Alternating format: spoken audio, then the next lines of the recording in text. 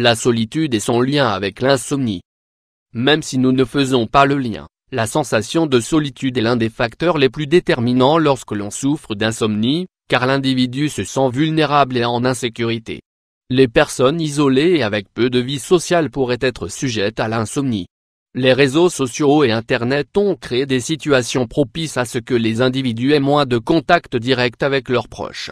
Nous pouvons ajouter à cela des faits réels comme la migration et le bullying qui nous motivent à rester enfermés dans nos propres espaces, seuls mais en sécurité. Cette prédisposition à l'isolement peut provoquer certains inconvénients et le plus notoire est sûrement la difficulté à jouir d'un sommeil réparateur. Plus de 25% se sentaient seuls et dormaient mal lorsqu'un groupe de chercheurs du King's College, Royaume-Uni, a réalisé son étude sur les habitudes de sommeil. Nous pensions nous attendre à trouver un lien entre l'insomnie et différents facteurs qui influent sur notre style de vie. Mais ça n'a pas été le cas.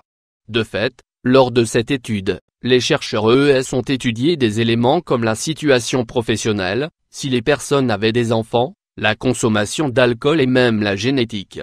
Au final, aucun de ces éléments n'avait de relation directe avec la difficulté à dormir, sauf la sensation de solitude. De sources sûres, il a été démontré que les personnes qui se sentent seules avaient 25% de chances de souffrir de ce problème gênant. Le plus préoccupant c'est que cette étude sur l'insomnie a été réalisée uniquement sur des personnes jeunes, dont l'âge oscillait entre 18 et 19 ans.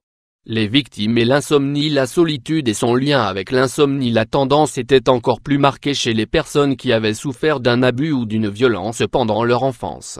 La maltraitance, le viol et le bullying déclenchent l'isolement qui, à son tour, affecte le sommeil des victimes. Tout cela nous invite à réfléchir sur l'influence de ce trauma sur les heures de repos des individus.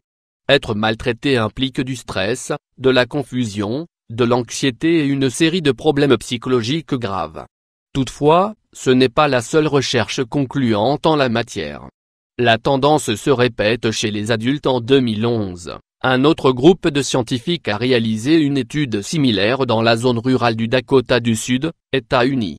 À cette occasion, l'étude s'est basée sur 95 adultes qui, s'ils n'étaient pas totalement isolés, ont manifesté se sentir seuls. Cette recherche n'a pu conclure sur un lien spécifique entre solitude et manque de sommeil.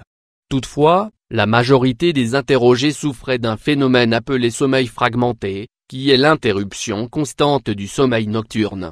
Quoi qu'il en soit, ces deux études sont arrivées à une conclusion similaire. La perception de solitude génère de l'insomnie et est négative pour la santé humaine. Hypothèse anthropologique. Hypothèse anthropologique. Les chercheurs de la première étude pensent que cette relation avec l'insomnie est due à une réponse évolutive de l'être humain. Dans cette perspective, la solitude dans la psyché humaine se traduit par des individus qui se sentent en insécurité et vulnérables. Comme ils se sentent isolés, il est possible que le cerveau s'automatise pour la prévention, la lutte et la fuite. Ceci expliquerait le besoin des personnes touchées à se lever constamment pendant la nuit.